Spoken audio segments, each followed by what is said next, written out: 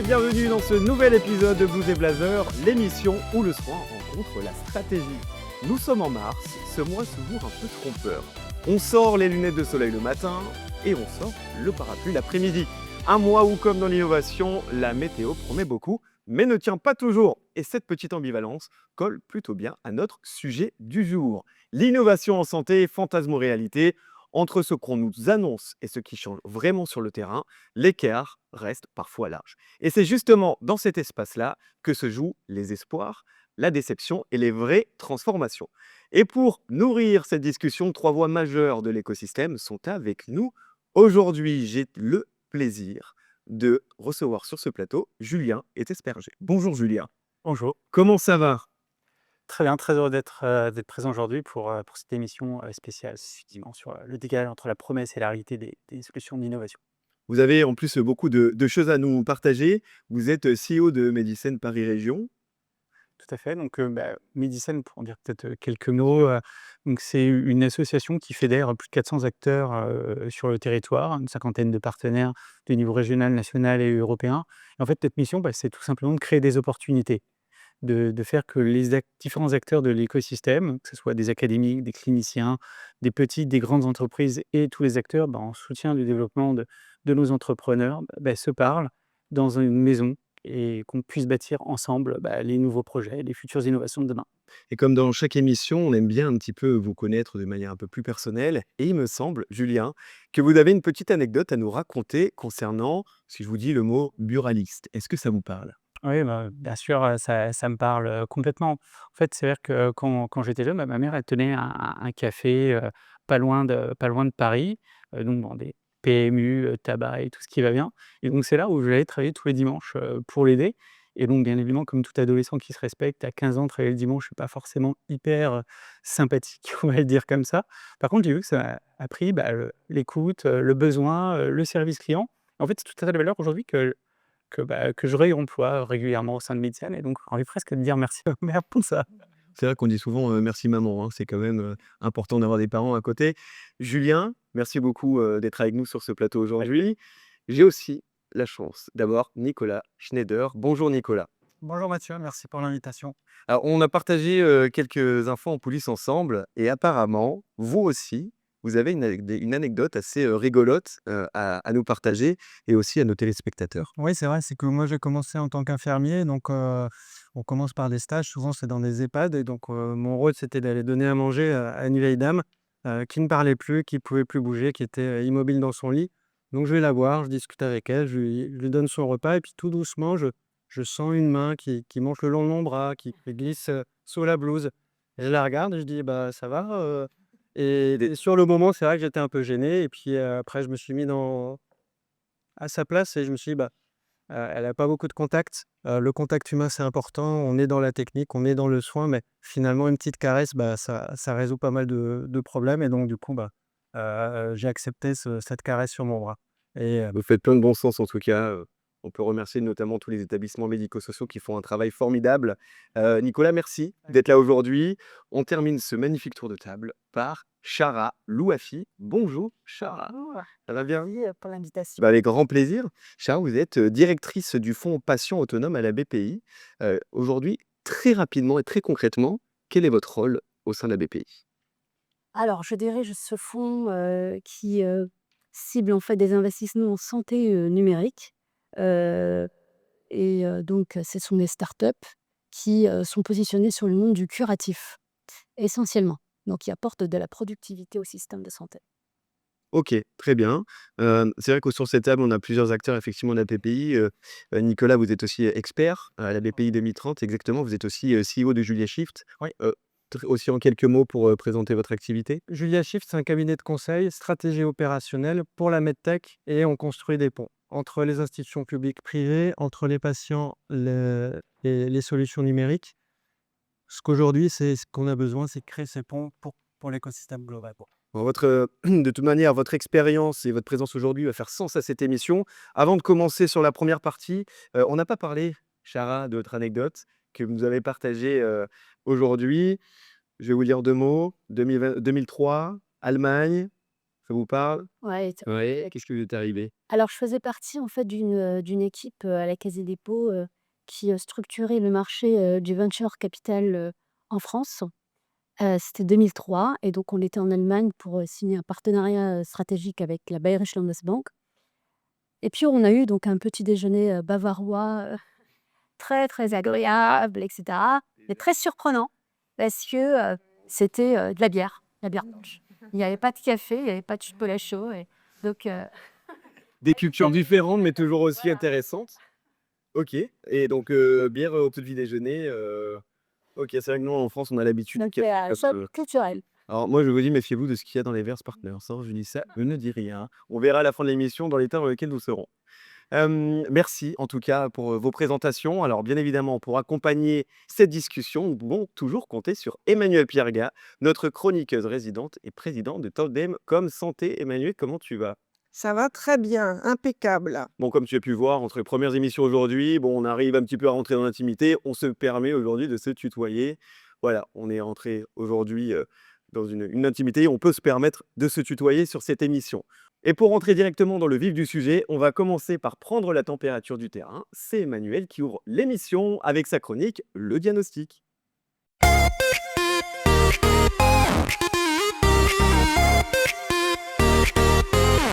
Emmanuel, on parle de quoi aujourd'hui? Aujourd'hui, on parle d'innovation en santé. Alors, on va commencer par le début et se demander qu'est-ce que l'innovation en santé? On entend partout que l'innovation en santé va transformer la santé. Très bien, mais d'abord, qu'appelle-t-on cette fameuse innovation en santé? Alors, on va commencer simplement. L'innovation en santé, c'est tout progrès qui améliore la prévention, le diagnostic, le traitement ou l'organisation des soins. Ça peut être une technologie, mais pas que. Un médicament, un nouveau protocole ou juste une meilleure manière de faire circuler l'information. Et contrairement à l'idée reçue, l'innovation ne se limite pas à la haute technologie. Un chiffre essentiel selon l'OMS, 40 à 70% des gains d'espérance qu'on a eus au XXe siècle ont été dus à des innovations simples, comme l'hygiène, l'accès à l'eau potable ou la vaccination. Alors, on va retourner au basique, pas besoin d'intelligence artificielle pour sauver des vies. Mais on va quand même parler un peu du numérique, parce que c'est aussi le numérique, l'innovation. Aujourd'hui, on estime que 30% des actes médicaux pourraient être assistés, et j'insiste bien sur le mot assistés, ou améliorés par l'IA d'ici 2030. La radiologie a été une des premières spécialités à utiliser l'intelligence artificielle pour faire une première orientation diagnostique qui sera ensuite confirmée ou infirmée par un médecin. L'intelligence artificielle ne remplace pas les médecins, mais elles leur font gagner du temps. Par exemple, l'analyse d'un scanner peut être réduite de 20 minutes à quelques secondes et ce n'est pas un gadget, c'est tout simplement du temps gagné pour davantage de soins et davantage consacré aux patients. Alors, où s'arrête l'innovation? Probablement quand elle n'apporte plus d'amélioration réelle. Un robot chirurgical dernier cri peut être fascinant, mais il ne réduit pas ni la durée d'hospitalisation, ni le risque, ni le coût. Ce n'est pas l'innovation, c'est juste une technologie chère et éventuellement un peu de marketing. L'Europe a même une définition officielle. Une innovation doit être efficace, sûre et apporter un bénéfice démontré pour le patient. Sans ça, ce n'est pas une innovation, c'est du marketing. Et Mathieu, je sais de quoi je parle. Dernier point, une innovation n'est complète que si elle arrive jusqu'aux gens qui en ont besoin. Sinon, elle ne fonctionne pas. On peut inventer les meilleurs outils du monde, si personne ne peut les utiliser, on n'a pas innové, on a juste inventé. Alors peut-être que l'innovation en santé commence par une question simple. Comment mieux soigner, plus tôt, plus juste, pour plus de monde?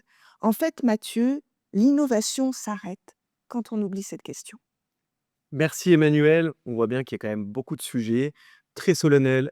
Merci, ça fait du bien d'avoir effectivement des paroles précises et justes. L'IA, effectivement, tous les services de santé numérique, il y a beaucoup de fantasmes, beaucoup de réalités. On va en parler justement, et c'est pour ça qu'on enchaîne sans plus tarder avec notre premier temps d'échange face au réel.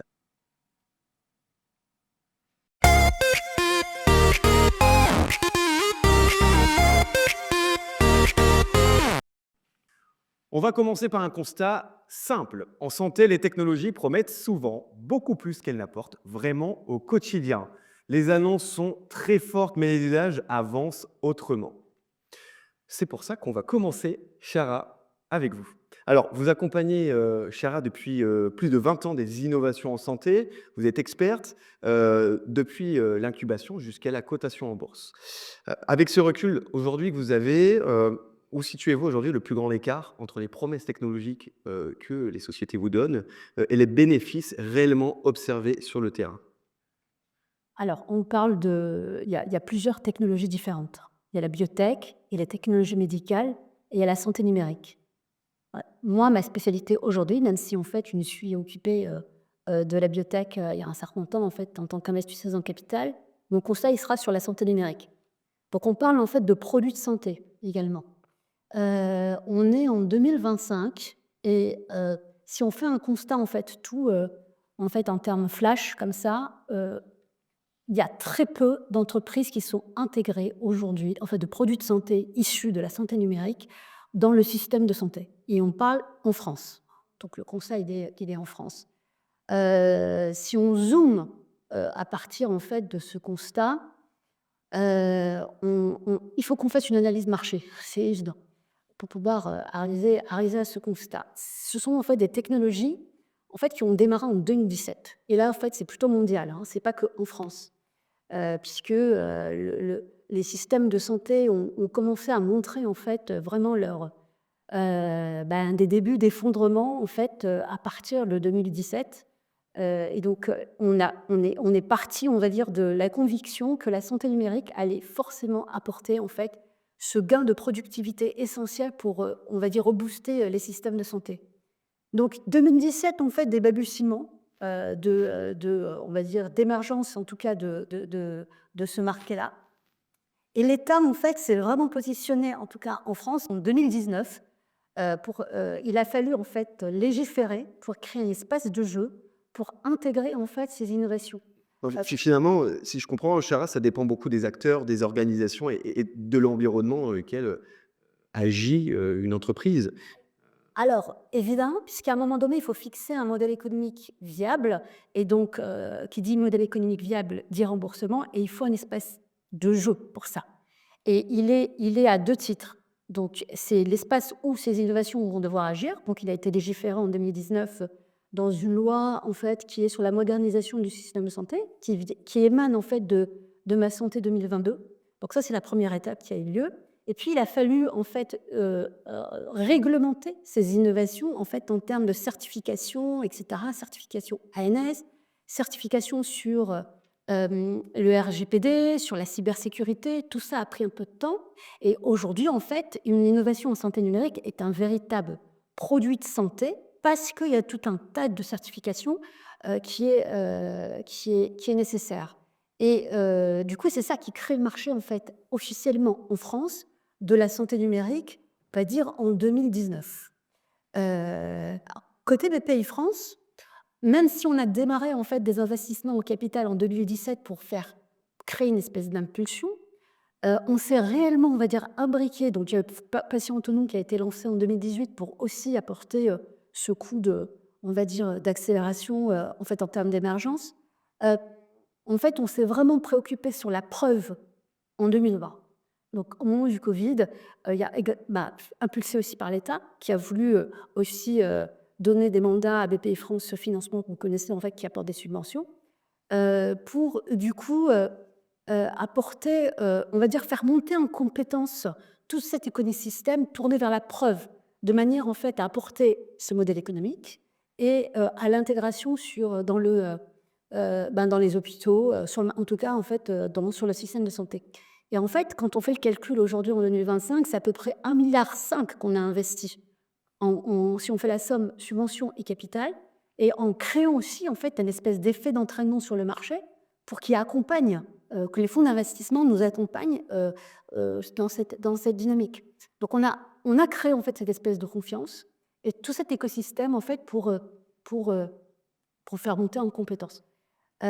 Aujourd'hui, le constat, c'est que, en fait, il y a très peu, d'investissements qui sont intégrés parce que, la comment dire? La marche est haute, très, très haute et on va dire, on a affaire aussi à des primo, entrepreneurs qui viennent aussi du monde de la tech et qu'il faut absolument, on va dire, éduquer pour qu'ils comprennent, en fait, qu'on parle de produits de santé. Alors c'est justement, on va revenir sur ce sujet justement avec une dichotomie forte qu'il y a aujourd'hui entre un start-upper, un jeune chef d'entreprise, qui soit masculin et féminin, bien évidemment pour recontextualiser la chose, mais entre effectivement la réalité et la promesse qu'on peut faire, il y a quand même un gouffre entre les deux. Nicolas, pardon, on va venir vers vous un petit peu plus tard. Julien et Tesperger, vous, vous êtes passé du laboratoire à l'entrepreneuriat. Tout à fait, ouais, j'ai eu la chance de connaître un peu les différentes casquettes et les différents mondes. Finalement, quand on regarde les décalages entre la promesse et la réalité, c'est facile de se tourner vers la santé numérique. Pas tant parce qu'il n'y a pas des réalités qui arrivent, mais tant que les promesses, elle est juste immense, en fait. Il n'y a pas un jour, une émission où on ne parle pas d'IA ou de déclinaison santé numérique, comme quoi ces solutions peuvent révolutionner Alors, demain. ce mot qui est mal apprécié déjà, le mot révolutionnaire, qui fait très d'IA GPT aujourd'hui, que beaucoup de sociétés aujourd'hui, de startups utilisent dans leur communication, parce qu'il faut le dire aussi, beaucoup de choses passent par la communication au-delà du marketing et du produit. C'est un mot galvaudé aujourd'hui quand même, le mot révolutionner pour les jeunes entreprises, qui n'est pas vraiment le cas pour déjà des entreprises déjà bien positionnées sur un marché. Vous en pensez quoi? Ouais, je trouve que le mot révolution, il est utilisé à bon escient quand on parle de ce qui se passe en termes de santé numérique et d'IA, parce qu'il y a vraiment des bouleversements qui vont impacter durablement et pour le positif, donc source de progrès également. Et ça, je pense que c'est aussi un mot à mettre en parallèle avec innovation pour les patients et les praticiens de santé. Donc je pense que dans ce cadre-là, on est très bien. La difficulté, c'est qu'en fait, aujourd'hui, chaque personne qui va arriver avec une nouvelle innovation numérique va parler d'une révolution, en fait. Et c'est là où il y a un peu cette dichotomie, en fait. Et Il faut savoir se moquer un peu, dessus. quand même, de se dire effectivement que toute société va révolutionner quelque chose. Moi, j'entends très souvent qu'on ne va pas révolutionner un système de soins. Le système de soins, il a mis des décennies à se mettre en place, qu'il soit effectivement, tout est perfectible aujourd'hui en France, comme nos amis européens et américains, chinois, japonais. Mais est-ce qu'on ne se ment pas un peu quand même qu'on veut révolutionner un système de soins plutôt que venir s'imbriquer selon les spécificités? Je pense que Nicolas, vous avez effectivement quelque chose à nous dire. Alors, pour récapituler, vous avez déjà déployé des solutions numériques dans les environnements exigeants. Là, on va parler effectivement du secteur, les hôpitaux, l'armée, les marchés internationaux. Donc, justement, c'est bien et intéressant d'avoir ce comparatif. Alors, avec cette double vision terrain-finance, où voyez-vous aujourd'hui le plus grand décalage entre les innovations telles qu'on les présente et ce qui produit réellement de la valeur pour les soignants et les établissements? Ouais, c'est très intéressant. Merci Mathieu. C'est vrai qu'aujourd'hui, et comme le disait aussi Julien, on a cette envie de changer un modèle, de le révolutionner. Finalement, moi, la révolution, ça me fait un peu peur. Si on regarde ce qui s'est passé en France, ça s'est pas fait sans heurts. Donc aujourd'hui, c'est vrai que dans la santé, ils n'ont pas besoin qu'on les pousse encore plus. Donc l'idée, ce serait plutôt d'y aller étape par étape, chemin par petit chemin, vérifier que ce chemin-là, on a vérifié que c'est efficace, que c'est sécurisé et que ça apporte de la valeur. Et finalement, on avance au fur et à mesure et on apporte cette transformation.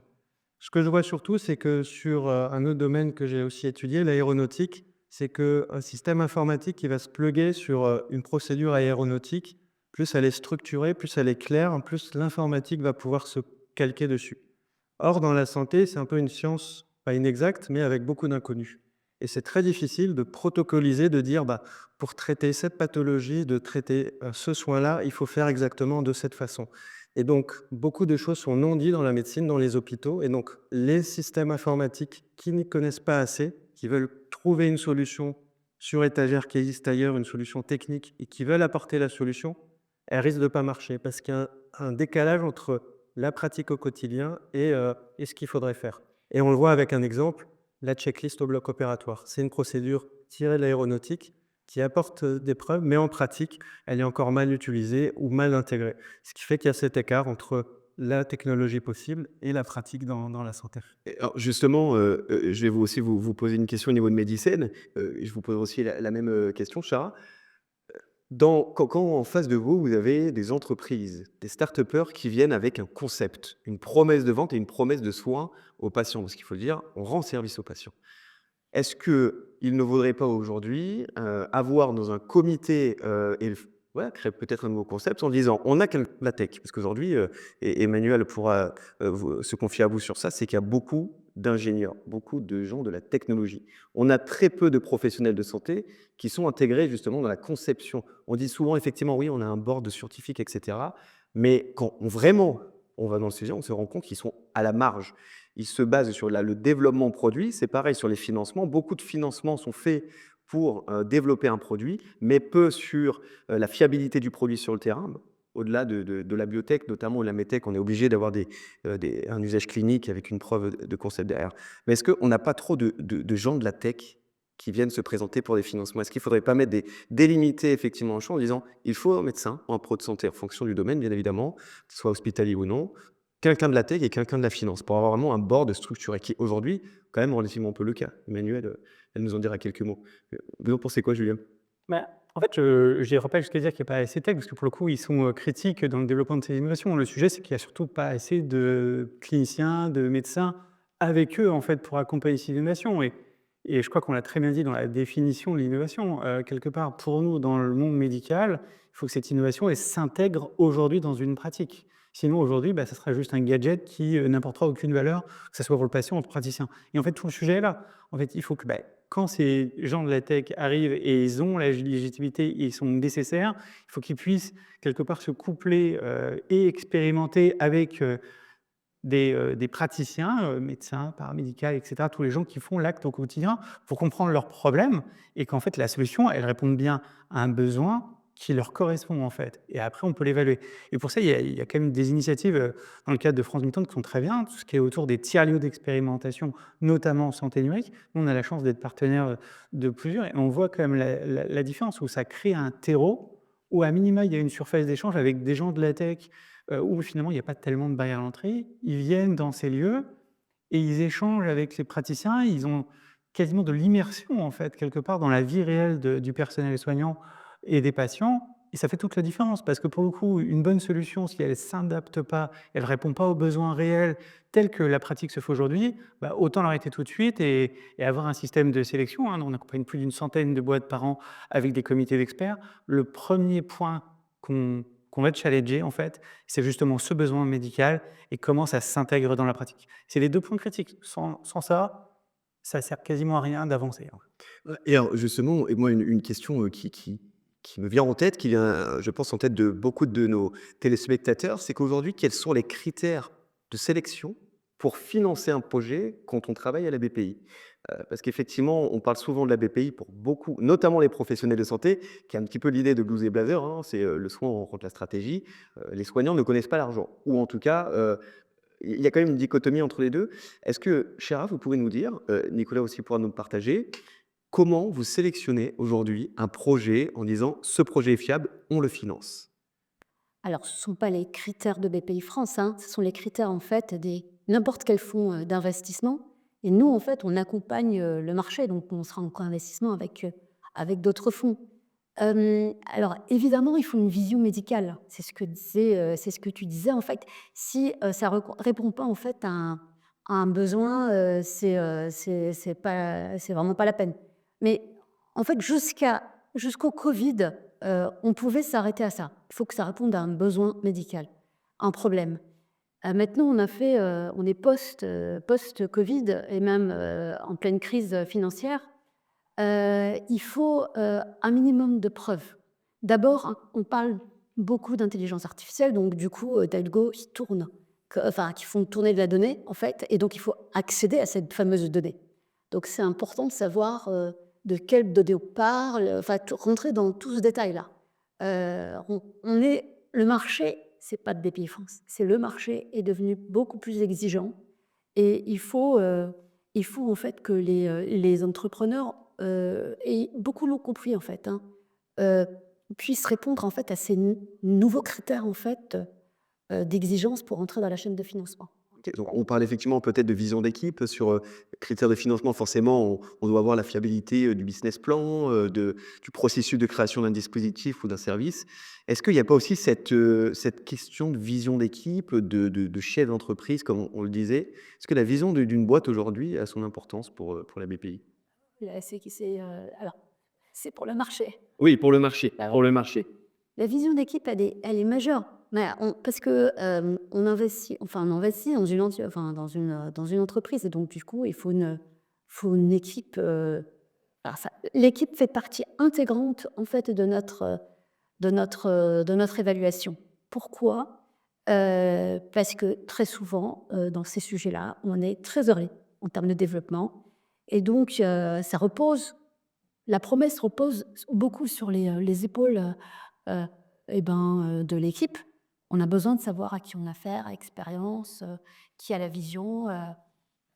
Voilà. Nicolas, selon vous, alors, j'aurais une petite question pour vous tout à l'heure. Nicolas, alors, par rapport à votre expérience, vous êtes aussi d'expert BPI France pour 2030. Selon vous, pourquoi les innovations ont du mal à s'intégrer dans la pratique médicale réelle? Je pense que aussi, Julien, vous avez des choses à me dire vis-à-vis de ça, de votre vision. Merci beaucoup pour le témoignage de Chara. C'est vrai qu'aujourd'hui, il y a différents enjeux. On peut prendre le sujet sur différents en briques. Le constat aussi, c'est que le milieu de la santé n'a pas été suffisamment préparé à intégrer le numérique. Donc, dans les formations initiales, la brique numérique est pas une option, il y a un côté obligatoire, mais c'est très light. Finalement, comme c'est pas intégré au début, c'est des outils et ils voient ça comme un surplus, une contrainte, et pas comme une intégration complète de leur pratique.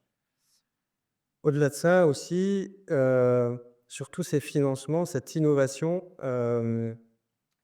la particularité, c'est que on est dans un ensemble où une solution ne va pas résoudre des problèmes sous-jacents. Donc c'est un problème de désorganisation, c'est un problème de financement des hôpitaux, c'est un problème d'attirer les professionnels de santé dans ces centres de soins. Le numérique ne va pas révolutionner. Il va des fois accélérer la contrainte ou la limiter.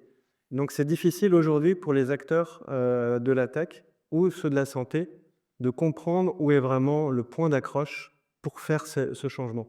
Et je rebondis un peu sur les différents témoignages. C'est qu'aujourd'hui, on veut des preuves. On veut dire, telle solution, elle apporte tant de gains de temps, tant d'argent. Et donc, pour pouvoir prouver ça, il faut qu'on se base sur un modèle économique, donc de l'hôpital, de soins à domicile. Et c'est là où, dans certains environnements, on a très bien les indicateurs. Donc, on peut dire, là-dessus, cette solution va vous apporter ça. C'est facile à démontrer. Sur d'autres secteurs, en particulier le lien hôpital et ville, transfert entre régions, où là, on a très peu de données. Et donc, je pense que c'est aussi à l'État de se faire accompagner ou pas, de créer des rapports, de chiffres pour savoir où est l'économie à faire. Et aujourd'hui, cette vision-là de où est l'économie à faire, on ne l'a pas forcément. Parce qu'on est sur des systèmes où on a une vision très précise d'un hôpital, des soins à domicile, de la région Île-de-France, de la région Aquitaine, mais on n'a pas cette vision globale des efforts à faire. Où est le ROI à aller chercher? Et un des principaux ROI aujourd'hui, c'est limiter l'hospitalisation. Sauf que limiter l'hospitalisation, ça sert à des acteurs, ça sert moins à d'autres. Et donc, il faut trouver un équilibre pour que chacun y gagne. Et aujourd'hui, on risque de déséquilibrer un acteur par rapport à un autre. Et c'est pour ça qu'il y a cette frustration aussi aujourd'hui. Et sur la question de frustration, Julien, est-ce que vous le voyez au quotidien avec l'écosystème de Medicine? Il y a toujours de la frustration parce qu'en fait, tous les entrepreneurs qu'on accompagne, ils aimeraient tous que ça soit rapide, facile, agile et que tout aille vite et qu'ils pensent tous. Donc oui, c'est vrai, d'ailleurs, avoir l'innovation qui va permettre de tout changer. En fait, la difficulté, c'est l'alignement des usages, en fait. C'est-à-dire que aujourd'hui, il y a une pratique médicale qui existe. Ils apportent une brique technologique qui doit, en fait, aligner les services de tout le monde, en fait. Ça doit aligner le bénéfice pour le patient, le système financier pour l'hôpital, le praticien qui va le faire. Et en fait, cet alignement est très dur à faire et elle s'inscrit dans un parcours de soins qui est chaîné, en fait. C'est OK, on a une bloc technologique qui va arriver à une étape C, mais avant, il y a eu A, B, C, ça arrive après à D, E, jusqu'à la lettre que vous voulez d'ailleurs. Mais en fait, c'est ça qui est pas facile. Et en fait, ça demande beaucoup d'énergie, beaucoup de compréhension, d'aligner ces acteurs. Et ça, c'est source de frustration parce que justement, la plupart des gens, et notamment ceux qui viennent de la tech, ils ont du mal à comprendre ce chaînage, cette réalité du quotidien en fait du personnel soignant, qui est souvent en plus sous-staffé, qui doit faire des reports. La plupart des solutions numériques, je ne sais pas si vous prenez un taxi, vous prenez une célèbre application, vous n'avez pas besoin de tuto pour vous apprendre comment ça marche, ça se remplit en 2 secondes et ça répond à un vrai service. C'est facile, vous gagnez du temps, entre guillemets. Quand vous êtes, dans le centre de soins, qu'on vous demande pour ce patient d'avoir l'application A, pour l'autre l'application B et puis après une troisième application et qu'à chaque fois il faut qu'on ait une formation de 3 semaines avec un déploiement, enfin, on voit bien que c'est pas viable en fait, Donc, tout simplement. on va parler des solutions tout à l'heure, mais c'est vrai, pour la petite histoire, je discute beaucoup effectivement de centres hospitaliers, de centres de médico-social. Forcément, le monde hospitalier privé-public est une chose, le médico-social en est une autre. Mais alors, dans ce cas-là, pourquoi continuer à les financer? C'est effectivement, si on voit petit à petit, effectivement, on prend une évolution du marché, on prend effectivement, comme vous le disiez, Chara, une question de marché, hein. Le marché de l'hôpital n'est pas le même que le médico, encore moins que la medtech et la biotech, bien qu'il y a des similarités entre eux, mais pourquoi continuer à les financer? Emmanuel, est-ce que vous avez peut-être une idée, alors vous qui accompagnez des jeunes startups dans leur évolution de communication marketing.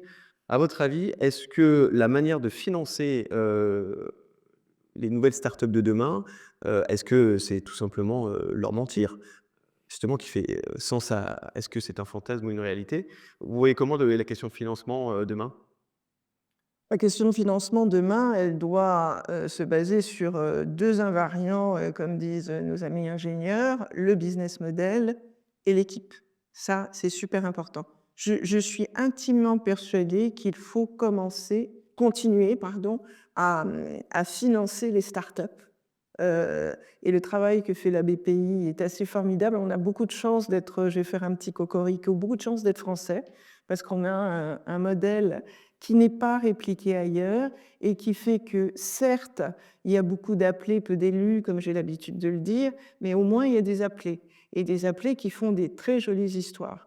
Donc, je pense qu'il faut continuer à les financer sur les critères qui sont des critères économiques classiques.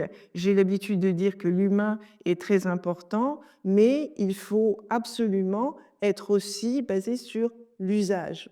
L'usage, et ça, je résume, je répète ce que vous avez dit, mais comme ce sont des choses très intelligentes, je ne vais pas réinventer l'eau chaude. Donc, l'usage est quelque chose d'important et d'avoir les preuves terrain. Donc, oui, il faut continuer à financer les startups parce que aussi, je suis intimement persuadée que c'est la croissance de l'économie de demain. Le secteur France 2030 a beaucoup misé sur ce qu'allait être la santé, l'économie de la santé et la santé numérique. C'est un relais de croissance et il faut continuer à le financer et l'État a un rôle là-dedans. Donc voilà. Après, il faut être assez strict sur le fait que elles doivent générer un chiffre d'affaires et de la croissance. Et bon, de temps en temps, on passe peut-être à côté. Si je peux compléter ce Bien que vous sûr, je venez, vous en prie. en fait, le succès d'une start-up, c'est pas qu'un produit. Il faut qu'il y ait le bon écosystème autour de la start-up pour pouvoir créer cette fameuse vitesse. C'est pour ça qu'on appelle ça start-up. Et en fait, l'écosystème est adapté start-up par start-up. Ce ne sera pas le même écosystème, hein. Et il faut en fait une génération d'entrepreneurs aguerris.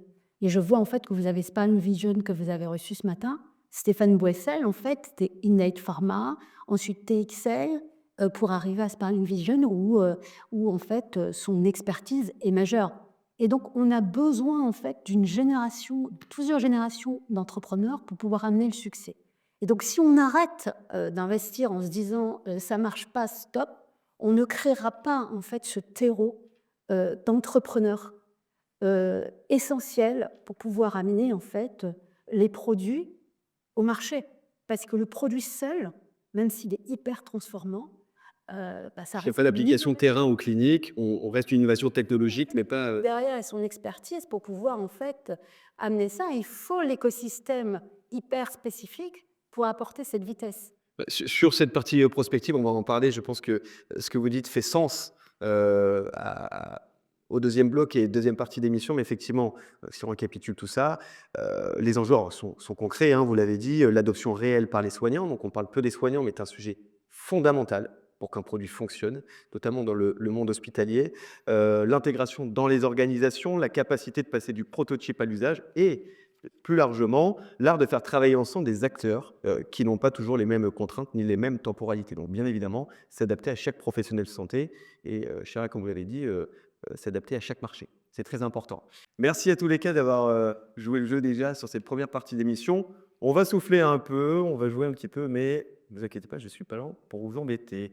On passe maintenant à notre jeu, le verdict. Une question, plusieurs options et un seul verdict possible. À vous de trancher.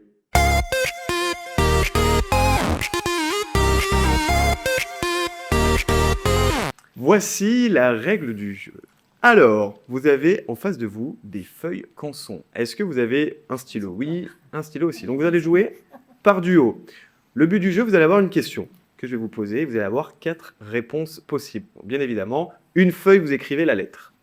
2 équipes, comme vous pouvez le voir à l'écran. Sur ma gauche, Emmanuel et Julien. À ma droite, Nicolas et Chara. Est-ce que vous êtes prêts? Oui. Ouais. Bon, c'est parti. La première question. Quel est l'usage clinique le plus courant des IA génératives en milieu hospitalier aujourd'hui? Réponse A, poser des diagnostics. Réponse B, rédiger des comptes rendus. La réponse C, prescrire des médicaments. Et enfin, gérer le flux des patients. 10 secondes, c'est parti. Voilà, prenez bien le temps de réfléchir, vous avez 10 secondes. Maintenant, vous n'en avez plus que quelques secondes. Hop. Alors, de ce côté-là, Julien, vous répondez avec Emmanuel. La réponse B, rédiger des comptes rendus. À droite, Nicolas et Chara. J'ai fait des petits gribouillis, mais c'est la réponse B. La réponse B. Ok, donc vous avez la réponse. Alors, très rapidement, Julien, comment vous motivez votre réponse? En fait, on voit bien que la plupart des solutions d'IA générative s'impliquent, travaillent avec les hôpitaux et que le gain le premier, c'est les comptes rendus hospitaliers que même d'ailleurs tout le grand public reçoit aujourd'hui avec des LIFEN et des solutions de ce type-là qui sont comptes rendus dématérialisés. Le Pareil pour vous? diagnostic, en fait, est posé par un médecin de manière. Et donc, c'est le cas d'usage le plus, on va dire, le plus courant. Eh bien, écoutez, vous avez raison. Bravo à vous 4. C'était la réponse D. Alors, selon le rapport Stanford IA in Healthcare de 2024, l'IA générative est utilisée principalement comme outil d'aide à la rédaction. Elle n'exerce pas d'acte médical et ne remplace bien évidemment pas la décision clinique. Bravo. On passe à la question suivante. Dans les pathologies chroniques, ça commence à se corser. Dans les pathologies chroniques, quelle est la condition majeure pour que la télésurveillance améliore réellement la prise en charge? Réponse A, posséder un téléphone récent. Réponse B, un autosuivi par le patient. Réponse C, analyse par un professionnel de santé. Réponse D, une mise à jour régulière de l'éditeur. 10 secondes, c'est parti. C'est Je traite le médecin, je commence à marquer un le médecin qui est là. Oui, c'est vachement pour les couches aux 4 conditions. Allez, plus que quelques secondes. À ma gauche, Emmanuel et Julien, la réponse est donnée. Et je crois que niveau Chara et Nicolas, c'est pareil. Alors, le C. Alors là, on a quand même des compétiteurs. Hein. Réponse C, donc vous donnez l'analyse par un professionnel de santé. Ça commence à se compliquer parce que vous avez, vous deux, raison. Bravo, bravo encore à vous 4. Alors, selon la HAS, la télésurveillance n'est efficace que si un soignant analyse les données et adapte la prise en charge. Sans relais clinique, l'outil n'a pas d'impact mesurable. Ça fait, pour le moment, 2 partout. Alors, j'espère qu'à la 3e question, quelqu'un nous prend la marche, avec beaucoup de bienveillance. Vous avez entendu. Pour l'instant, ça va, autour de nous, on n'a pas de marche. Question suivante. Parmi les patients qui téléchargent une application de santé, exemple suivi chronique, DTX ou coaching santé, combien l'utilisent encore après 30 jours? Réponse A, 14%. Réponse B, 42%. Réponse C, 56%. Et la réponse D, 78%. 10 secondes. Top chronologie. C'est dessus. Je complice Garem après 32. C'est Garem, 14 ou 40. Optimiste ou pas? on va faire un petit. Allez. Le temps est écoulé. Julien, qu'est-ce que vous avez répondu avec Emmanuel? Elle a un petit La doute, là. réponse B. 42% ici. Et attention, vous aimez bien ici, vous. Hein. La réponse C, vous répondez 56%. Eh bien, écoutez, vous ne m'arrangez toujours pas la tâche parce que vous deux, vous avez perdu. C'est la dernière. La réponse était 14% la réponse oui. A. J'ai Ah non, hésité, non, mais c'est de ma Selon faute. le C'est de ma faute, Digital j'ai fait Health perdre. Trends, le taux d'adhérence réel est faible. Seuls 14% des patients continuent à utiliser l'application après. Julien avait raison. Après 3 Je vais ans. le dire publiquement. On est toujours à 2 partout. équipe. Il nous reste encore 2 questions, mes amis. Avant-dernière question. Donc on commence encore, comme je vous avais promis en backstage, les questions commencent à devenir difficiles. En France, quelle proportion des solutions numériques en santé échoue à être déployées dans les hôpitaux à cause de problèmes d'interopérabilité avec des systèmes informatiques existants? Peut-être Nicolas, vous avez la réponse. Réponse A, 15%. Réponse B, 39%. Réponse C, 88%. Et réponse D, 64%. 10 secondes. C'est parti. C'est échoué. Hein. Oui. Moi, je dirais- Alors, je vous avais pas menti. Mais non, c'est pas les derniers. Moi, je le ça finit. Mais bon, comme je me suis Quelques plantée, secondes. je vais dessus. À ma gauche, c'est répondu. À ma droite, c'est répondu. Donc, je rappelle les scores. Vous êtes à 2 partout. On est sur l'avant-dernière question. Tout peut se jouer maintenant. Alors, Julien, réponse C. Et de votre côté, décidément, Allez, très réponse C aussi. Eh bien, j'ai l'honneur et la joie de vous annoncer que vous avez encore perdu. C'était la D, alors. La réponse était la réponse D, 64%. Là, vous allez me dire encore Emmanuel. Vous allez me dire oui, alors j'ai failli la mettre. Non, mais c'est vrai. Oui, C'est vrai, c'est les c'est excuses vrai. des En plus, gens c'est vrai. qui n'ont Non, pas la non, c'est réponse. vrai. La réponse était 64%. Les enquêtes menées auprès des DSI hospitalières montrent que l'interopérabilité est le frein numéro 1 de déploiement. Les solutions fonctionnent en démonstration, mais ne parlent pas aux DPI, aux PACS, aux SI de laboratoire, etc., etc. On est toujours à 2 partout. Dernière question, et s'il vous plaît, donnez-moi un vainqueur. En radiologie, parmi les actes couramment cités comme automatisables, lequel est aujourd'hui celui pour lequel les systèmes d'IA montrent la fiabilité la plus élevée selon les études cliniques récentes? Réponse A, détecter les nodules pulmonaires. Réponse B, interpréter en électroencéphalogramme. Réponse C, diagnostiquer une fracture complexe. Et la réponse D, réaliser une injection de produits de contraste de manière autonome. 10 secondes. Non. Ok, je te suis allé rendu. Ou pas, si on a perdu, ce sera une faute. Oui, mais justement, je pense que c'est contre-intuitif. Mais, voilà, Je rappelle, on est à 2 partout. voilà, c'est tout. Et c'est Puis, la arrêtez dernière pas. question.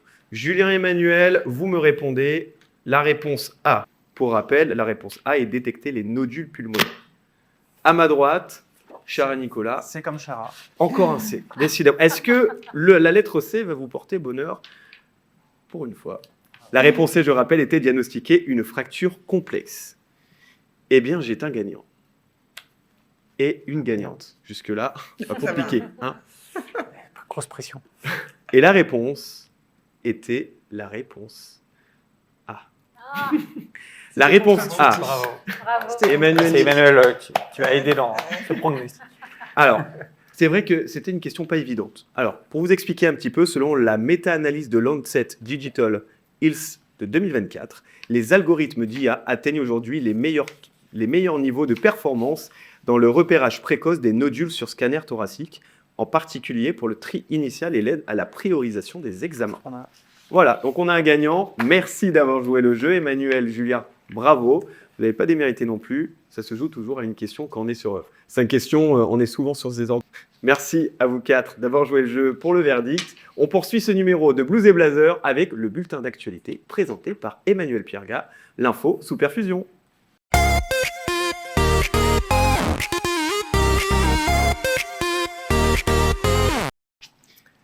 Alors, qu'en est-il de l'actualité en innovation en santé? Alors, 2025, le secteur des technologies médicales en France atteint 37,4 milliards d'euros de valeur, un marché soutenu par plus de 1300 entreprises actives. Donc, c'est un vrai relais de croissance. Parmi ces entreprises, environ 92% sont des PME, tandis qu'un tiers du capital est détenu par des firmes étrangères. Ce dynamisme est encouragé par le plan national France 2030 qui réserve 7,5 milliards d'euros à l'innovation en santé, c'est-à-dire l'IA, la e-santé, la robotique, tout ce qu'on vient d'aborder lors de cette émission. Et France 2030 est portée sur le secteur de la santé par l'Agence de l'innovation en santé. Donc ça, c'est l'actualité 2025 en termes de chiffres.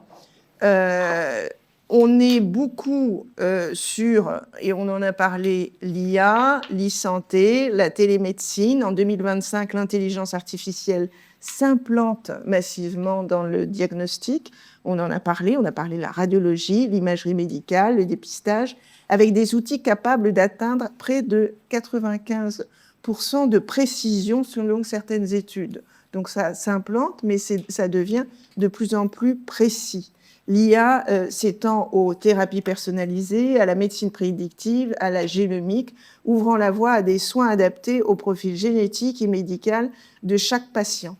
Le développement de l'IA se confirme avec les objets connectés, les bandes de téléconsultation, les outils de suivi en temps réel. Des acteurs comme Medadom, en 2025, intègrent désormais un assistant d'IA pour la téléconsultation, générant on en a parlé, des comptes rendus médicaux que le praticien peut valider. Le secteur de la télémédecine monte en puissance. Ces plateformes couvrent une part grandissante des consultations, ainsi que la santé à distance s'ancre durablement dans les offres de soins. On avait peur qu'après le Covid, ça allait s'arrêter, et pas du tout, en fait. Ce qu'il se passe aussi, c'est que du côté des biotechnologies, des approches comme l'édition génétique, la nanomédecine, les thérapies cellulaires, on est ici pour en parler, ou le séquençage de nouvelles générations sont de plus en plus intégrés pour offrir des traitements personnalisés, en particulier dans l'oncologie ou les maladies chroniques. L'année 2025 marque également le lancement d'une stratégie nationale de la donnée et de l'IA en santé. 2025, c'est un programme 2025-2028 pour structurer l'usage des data, garantir l'éthique et favoriser l'innovation dans le cadre réglementaire. Si l'essor de l'IA, de la robotique et de la e-santé et des biothérapies ouvre des promesses majeures, diagnostic plus précoce, traitements personnalisés, soins accessibles, il soulève aussi des défis, égalité d'accès, coût des technologies, réglementation, sécurité des données et on en a parlé aussi, formation des soignants. Le défi est aussi de garantir que ces innovations profitent au plus grand nombre, pas seulement aux grands centres urbains ou aux pays les plus riches, ce qui implique un effort de démocratisation et de solidarité dans l'accès aux soins. En somme, 2025 apparaît comme une année charnière. Des promesses longtemps théoriques de la santé high-tech se concrétisent et commencent à transformer les pratiques médicales du quotidien. Mais le vrai test sera l'accès équitable et la capacité des systèmes de santé et des régulateurs de la société à accompagner ces transformations sans laisser de côté ceux qui en ont le plus besoin. Merci Emmanuel, merci beaucoup. Alors, ce qui est assez drôle pour nos téléspectateurs et nos invités, c'est que j'ai un retour écran en face de moi. Et ce qui est très marrant, quand je vois Emmanuel parler avec une élocution formidable, j'ai l'impression de voir une allocution présidentielle, ce qui est assez incroyable. Je ne te l'ai pas dit. C'est ce qui est incroyable, c'est-à-dire que j'ai une tasse, quelqu'un avec une position très élégante en disant « mes chers compatriotes ». Et c'est très drôle parce que je vois le retour et c'est assez remarquable. Donc Emmanuel, bravo. C'était un compliment. Bien sûr, bien sûr. Le jour où quelqu'un devient présidentiel, c'est censé en tout cas être un compliment. Voilà, je n'en dirai pas plus. On enchaîne tout de suite avec la rubrique prospective de cette émission, le pronostic.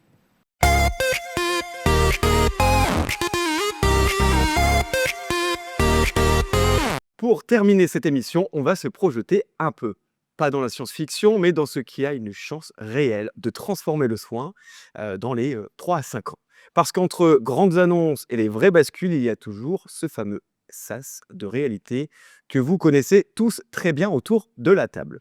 Alors, je vais avoir une question pour vous 4. Et bien évidemment, on va échanger, n'hésitez pas à être en désaccord ou en accord. Voilà, c'est vous qui allez me dire. Donc la question est la suivante. Si vous deviez identifier une seule évolution, qu'elle soit technologique, organisationnelle ou industrielle. Qui, selon vous, va réellement transformer le soin dans les 3 à 5 prochaines années? Ah, on parle effectivement pas d'une société, mais plutôt effectivement peut-être d'un service, d'une utilité, qu'elle soit dans le monde hospitalier ou dans les cabinets libéraux. Nicolas, je vais commencer par Le la transformation qui va arriver, je pense qu'elle est humaine. C'est d'abord l'humain qui sera capable de transformer, transformation humaine. OK. voilà, et dans son organisation en lui-même. Et une fois que ça sera réalisé, les outils numériques vont l'aider. Mais sans ça, les outils numériques vont créer, plus de désordre que dans C'est une innovation un petit peu invisible, hein, c'est-à-dire que, c'est dur c'est à appréhender, en fait. c'est ça, celle qui change, la méthode avant de changer l'outil, C'est ça, finalement. c'est les 90 de l'iceberg, que personne ne voit, que les gens qui sont dans l'écosystème connaissent. Mais, il faut aller sous l'eau, il faut mettre les mains sous l'eau, c'est plus compliqué, c'est beaucoup plus long, mais c'est ce qui va durer, c'est ce qui va permettre justement d'avoir l'outil dans les mains des patients, des utilisateurs, et de l'écosystème. Donc on est un peu, on va dire, avant, on est en préconception, finalement. On est plutôt sur une question mentale que purement C'est ça, physique ou pour technique. moi, c'est vraiment le mindset. C'est ça qui fera la différence. Emmanuel, alors selon vous, on est plutôt sur de la tech, de l'organisationnel, de l'humain? Bien évidemment, les 3. Je pense que c'est les 2, c'est la médecine et des nouvelles technologies. En fait,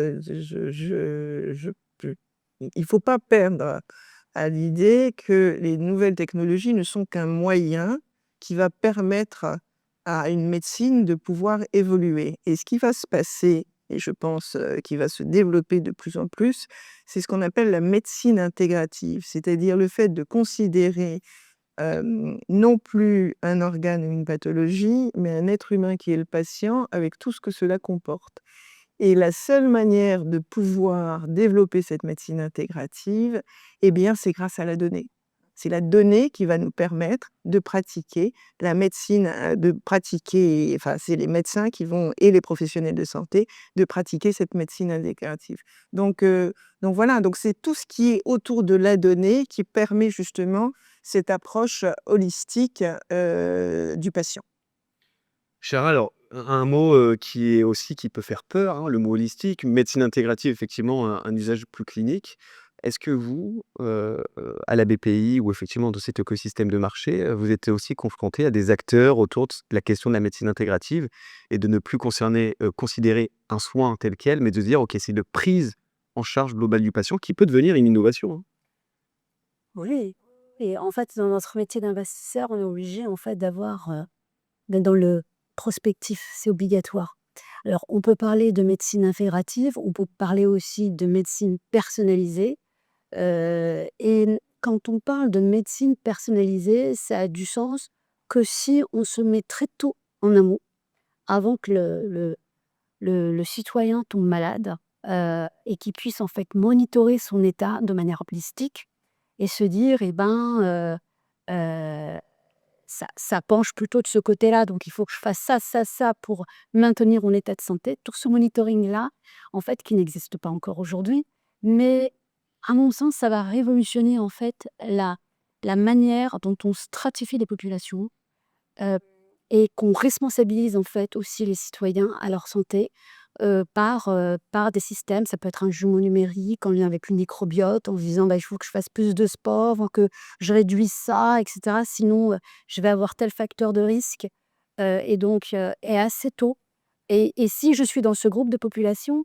et ben, je dois monitorer tel et tel, facteur de risque et maladie, en fait, qui pourrait m'arriver, bref, pour ne pas, et c'est ça la médecine personnalisée, de manière, en fait, à ce qu'en face, le professionnel de santé puisse adapter la bonne technologie pour justement proposer, en fait, le meilleur, diagnostic ou pré-diagnostic, et du coup, accompagner au mieux, les individus, et donc on est, en fait, au début, dans de la responsabilité, et ensuite on est sur l'accompagnement, on va dire cousu main, de manière à, ne pas embourber, en fait, le système de santé, et on l'a un petit peu, en fait, avec les groupes sanguins.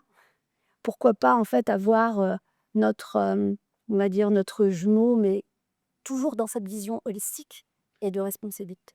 Par rapport à ça, alors Julien, malheureusement, vous avez 2 années à passer et ça va être la question probablement la plus dure à répondre. Vous aurez peut-être pas la réponse.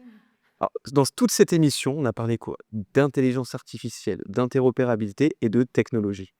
Sur la prospective, on vient de parler exclusivement de l'humain. On a absolument mis de côté la partie technologique. Julien, Très bonne c'est transition parce que justement, je cherchais la complémentarité parce que j'étais totalement d'accord, avec mes collègues. Moi, je prendrais l'angle technologique, l'IA appliquée à tout ce qui est autour de l'imagerie médicale.